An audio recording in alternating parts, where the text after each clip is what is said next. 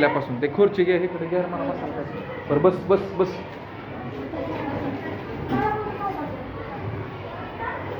हां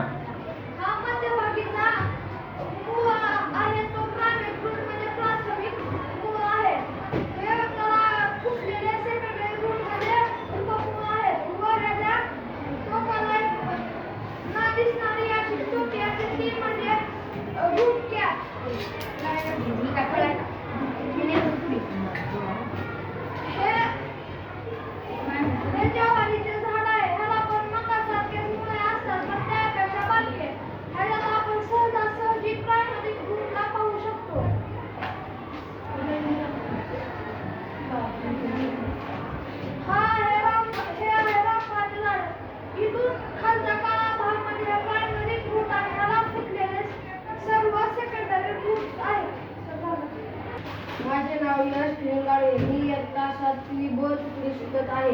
आज मी तुम्हाला स्टीम विषयी माहिती सांगणार आहे.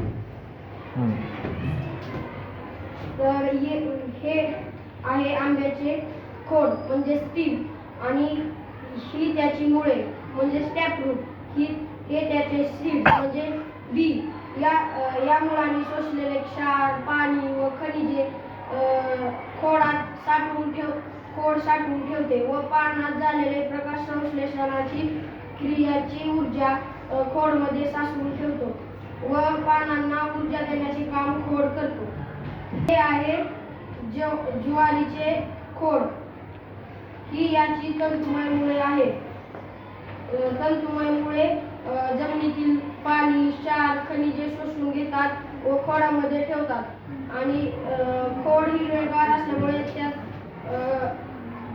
खूप सारे पाणी व क्षार बसण्याची क्षमता आहे व खोड आपले ऊर्जा वरील झाडाच्या पानाला पुरवण्याचे काम करतो.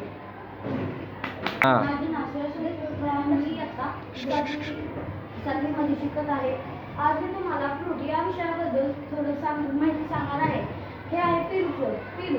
आता हे पेरूचे बाहेरचे आवरण आहे. ह्यामध्ये आपल्याला त्याचे बी व काही मांसल पदार्थ आहेत.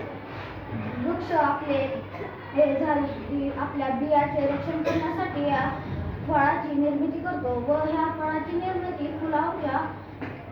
फुलाच्या बेसमधून होते. ते पेरू झाले. ते सीताफळ. ह्या सीताफळाचे कडक आवरण आहे. हे आता सध्या बारीक आहे त्यामुळे हे कच्चं आहे. हे पेरू ही पिकलेले आहे. सिंगल सीडेड, मेनी सीडेड आहे ना फ्रूट मध्ये. सिंगल सीडेड ही दोन्ही फळे मेनी सीडेड आहेत, म्हणजे ह्याच्यात अनेक बिया आहेत. काही फळांमध्ये एक बी असते.